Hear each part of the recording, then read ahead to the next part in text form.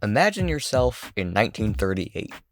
You walk over to your nearest newsstand looking for comics, and you see the first issue of the brand new Action Comics magazine featuring some strong guy wearing a red cape and lifting a car on the cover.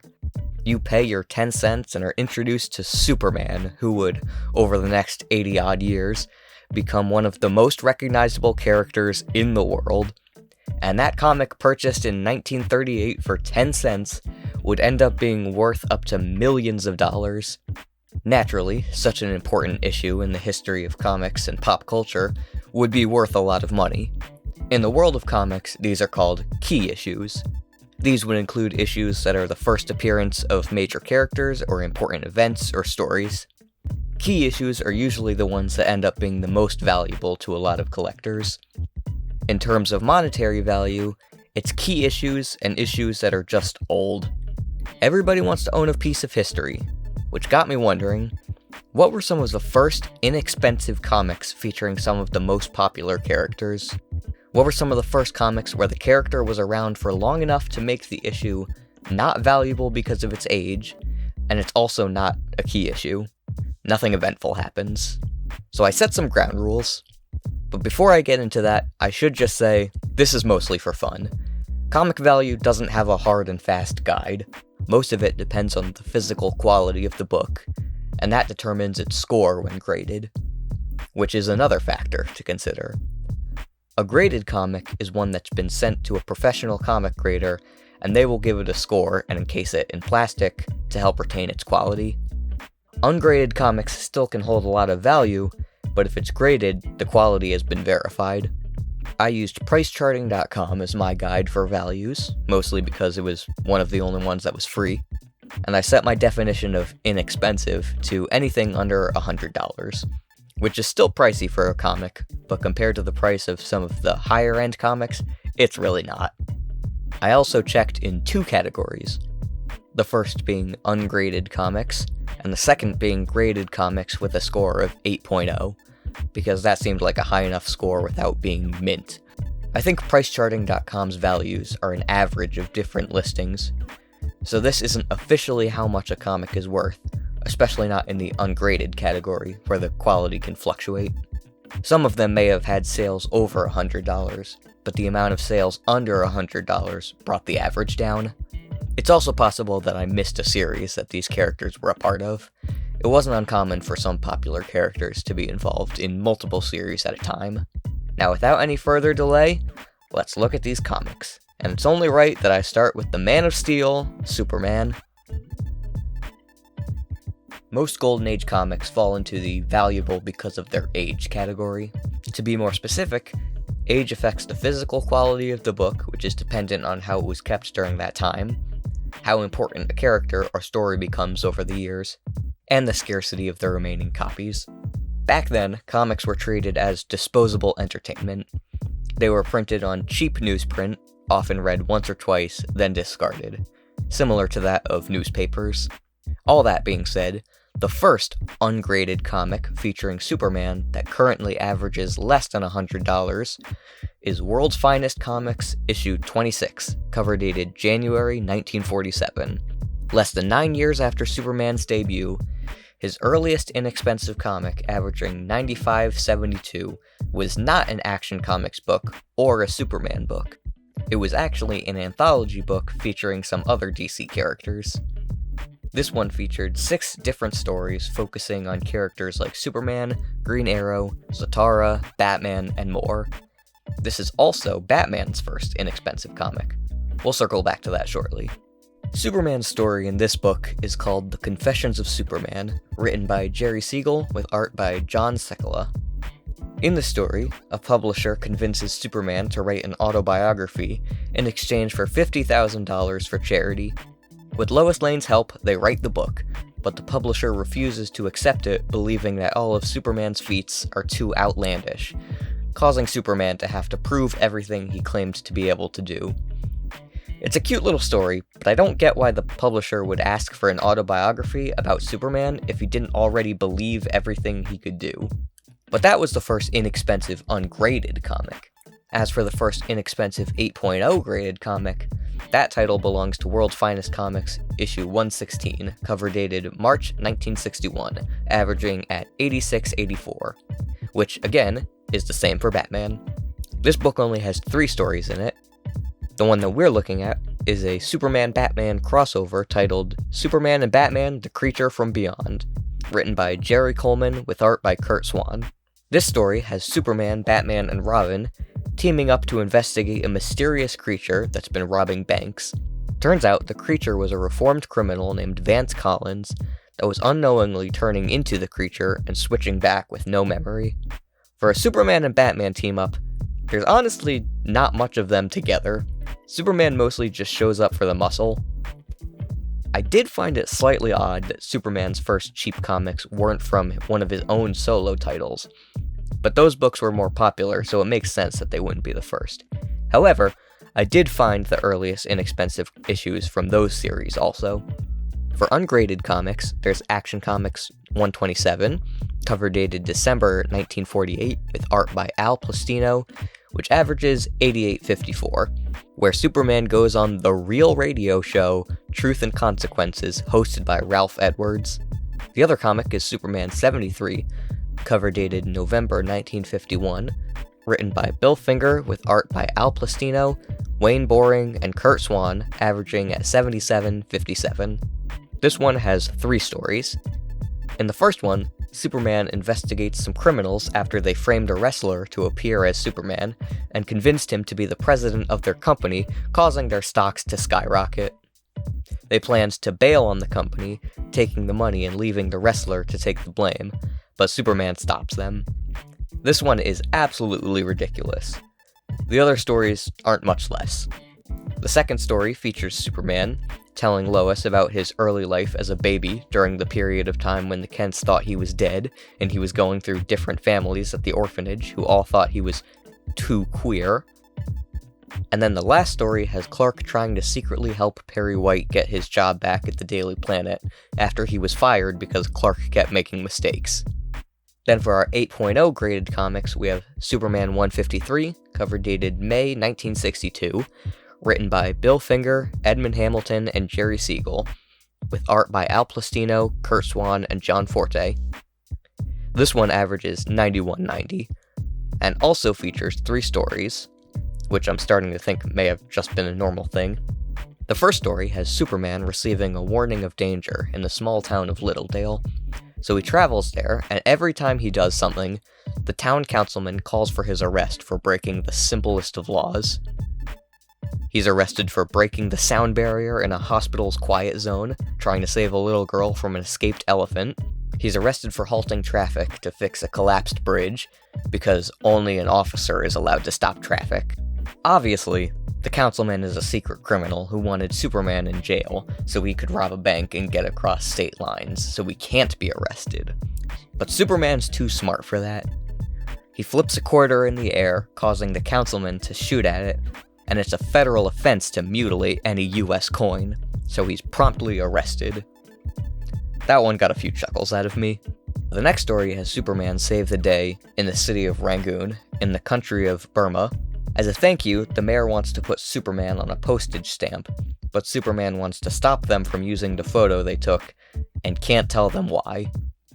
It's revealed at the end that the reason why is because the name Rangoon would be printed on the stamp, and the double O's would be right over his eyes, similar to his Clark Kent glasses. The final story has Lois Lane being summoned to a small western town full of Kryptonians who want her to contact Superman. She asks Jimmy Olsen to use his signal watch, but he doesn't believe her story. So she takes Jimmy and Perry White out to the town only to find everybody dressed as cowboys. She is only able to convince them in a way that will be revealed at the end. Jimmy calls Superman, and it's revealed that the Kryptonians were criminals that were banished to the Phantom Zone, but managed to escape. They have a showdown with Superman, who sends them all back, and then Lois reveals how she was able to convince Jimmy and Perry. She noticed the barber shop was the only building in town that wasn't in use, because Kryptonians don't need haircuts, as their hair doesn't grow in our solar system. In the panel where Lois convinces them, there's a text box that says, Reader, can you guess what Lois has shown Jimmy and Perry? The answer is no. Anyway, the other Action Comics 8.0 is Action Comics 295, cover dated December 1962, with art by Curt Swan, averaging 79.67. 2 stories in this one with Supergirl, and a Superman story titled Superman Goes Wild, where Superman is hypnotized by the Superman Revenge Squad to do evil and make him look bad. Of course, Superman stops them, but they literally suicide bomb themselves before they can be caught. But those are some of the earliest inexpensive comics featuring Superman, and since I already mentioned him, let's talk about the Batman comics. As I previously said, Batman shares his earliest inexpensive comics with Superman, those being World's Finest Comics 26 for ungraded, and World's Finest Comics 116 for 8.0. I already told the Batman story from 116, he shares it with Superman, but I skipped the story from 26. That one is titled His Highness Prince Robin, with art by Win Mortimer.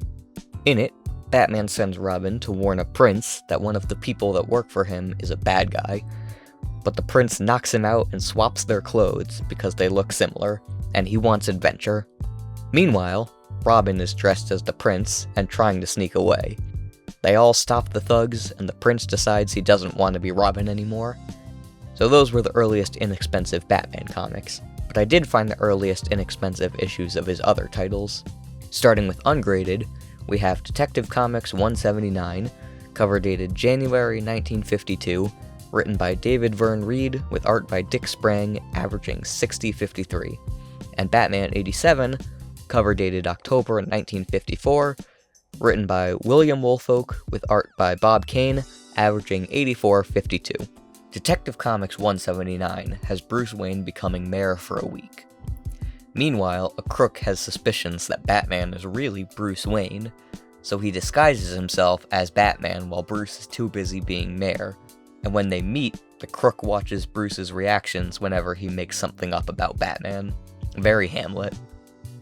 It's basically how can Bruce prove this guy's a fraud without revealing that he's Batman. He doesn't. The crook reveals that himself, and Bruce, now disguised as Batman, makes up his secretary and hypnotizes him to act like Bruce Wayne so that they can both appear at the same time. I cannot stress enough how ridiculous these Golden Age comics are. The other book, Batman 87, contains 3 stories. The first titled Batman's Greatest Thrills, where Batman goes on a TV show called Your Life Story, and a bunch of people share stories about how Batman helped them. But one of the people that has to present is Bruce Wayne. Of course, he switches places with Alfred, dressed as Batman, during the commotion of a surprise attack from the Joker. The second story, titled The Synthetic Crime King, has Batman and Robin investigating a supposed synthetic man who's been committing crimes. Ultimately, he's actually a normal man who had his memory wiped and made to think he was synthetic by a scientist who worked with experimental drugs. And the final story, titled Batman Falls in Love, has Batman acting as a bodyguard to protect a model from a gangster trying to kill her. The two of them make a plan to let everyone think they're in love to lure the gang leader to them and catch him. Then for the 8.0 graded issues, we have Detective Comics 322, cover dated December 1963, written by Dave Wood and Jack Miller, with art by Sheldon Moldoff and Joe Certa, averaging at $82. This is probably the longest into a series it takes to get below $100 at an 8.0. There are a few that get close, but this one's the first to go under. The other comic is Batman 182, cover dated July 1966. I'm not really going to cover this one because it's a giant 80-page book of 6 reprinted issues. I'll just list them off because I want to be thorough. The first story is The Villain of 100 Elements, written by Bill Finger with art by Sheldon Moldoff. This is reprinted from Detective Comics 294. The next story is Batman Jr. and Robin Sr., written by Bill Finger, art by Sheldon Moldoff, reprinted from Detective Comics 218. Next is Batman Robot, written by Bill Finger, art by Sheldon Moldoff, reprinted from Detective Comics 281. The Experiment of Professor Zero, written by Bill Finger, art by Dick Sprang, reprinted from Detective Comics 148. The Rainbow Batman, written by Edmund Hamilton, art by Sheldon Moldoff, reprinted from Detective Comics 241. And finally, The Joker Batman, written by David Verne Reed, art by Sheldon Moldoff. This was reprinted from Batman 85. Is this too much? I feel like this is a lot. Anyway, Detective Comics 322 has 2 stories in it. One featuring Martian Manhunter, though there is a Batman cameo in the last panel, and the Batman story, The Bizarre Batman Genie, where Batman is turned into a genie by some criminals who use him to help them commit crimes. Meanwhile, Robin and Batgirl have to sabotage Batman from fulfilling their wishes. I don't know about this one, but those are some of Batman's earliest inexpensive comics. Let's close this out by completing the Trinity and talk about Wonder Woman. Wonder Woman made her debut in All-Star Comics number 8 in 1941, and then starred in her own stories the next year in Sensation Comics number 1. But her first inexpensive, ungraded comic was Sensation Comics 87, cover dated March 1949, averaging $78. This book had 3 stories in it, but only one starring Wonder Woman, titled Wonder Woman Tames the Wild West, written by Robert Kanigher, with art by Harry G. Peter. Before I talk about the story, I just want to mention that PriceCharting.com had the very first issue being as low as $25.62, but the listings that it was pulling from were all reproductions. Anyway, this story has Wonder Woman watching a play rehearsal about 1849. She finds the costumes to be inaccurate and goes to a library to research how people used to dress, eventually discovering an old, burned-up diary from that time, mentioning her name, but she doesn't remember any of that. So she goes back in time to see what happened. It all feels very inconsequential. Now, Sensation Comics doesn't have an 8.0 graded issue under $100, but we can look to her solo series from 1942, same year as Sensation Comics, where her earliest inexpensive ungraded issue is Wonder Woman 75, cover dated June 1955, written by Robert Kanigher with art by Harry G. Peter. This one barely made it, averaging $99.99. Her earliest inexpensive 8.0 graded issue is Wonder Woman number 123, cover dated July 1961, written by Robert Kanigher with art by Ross Andru. This one averages $95.60. Wonder Woman 75 has 3 stories. The first one, titled The Winning of Wonder Woman's Tiara, has Diana in a competition with other Amazons for the right to keep wearing her tiara, and she wins. The second story, titled The $1 Million Secret, has a gangster announce he'll donate $1 million to a children's charity if Wonder Woman privately reveals her identity to him. That's an interesting dilemma. Ultimately, she does, but it's like, now what? They never learned her name, just what she looks like, and then they think now that they know who she is, they can stop her from turning them in? She's Wonder Woman. But she still makes them think they're 2 different people anyway by knocking over some barrels and then quickly changing into Wonder Woman, and the thugs are like, this dame couldn't possibly be Wonder Woman, she's right there! So she gets them, and the last panel is just Wonder Woman being like, I gotta be more careful with my secret identity. End. So that was basically the second story, and the third story, titled Inch High Heroine, has Wonder Woman shrinking herself in order to help some leprechauns that have been shrunk by an evil leprechaun. That's not just me saying he's a bad guy, he's actually a member of the evil leprechauns. Anyway, she beats him pretty easily and he's like, damn, I'm sorry. I think they also messed up the color on the last panel. The evil leprechaun was wearing purple before, but now he's wearing red, which is what the other leprechaun was wearing. So that was issue 75.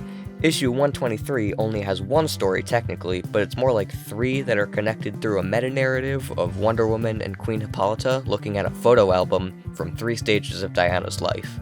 The first when she was a baby and learning to fly, the next when she was a teenager looking for a magic flute in the ocean, and the last one as an adult on a strange planet where she's attacked by furniture. After reading all these comics, it's clear why some of these early issues haven't retained the same value as some others. Aside from the other factors I previously mentioned, these issues are just extremely inconsequential. These comics were coming out monthly with multiple stories in them. They're not all going to be winners. The filler is what helped build their status.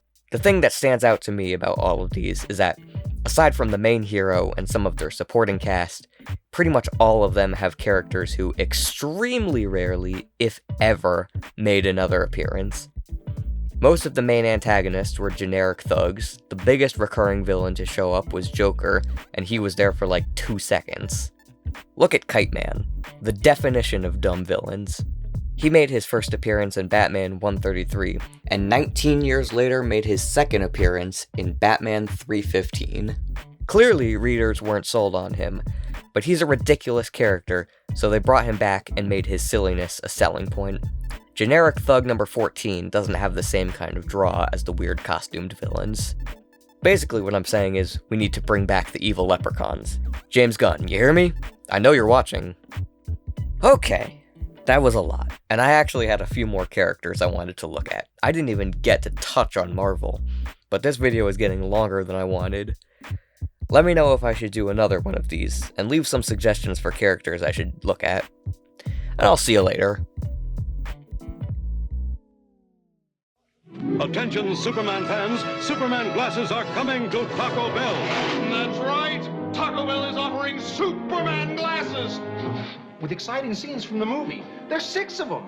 Every time you buy a medium-sized Pepsi-Cola, you can buy a Superman glass. But supplies are limited, so hurry down to your Taco Bell and start your own collection of Superman glasses. Superman glasses, now only at Taco Bell.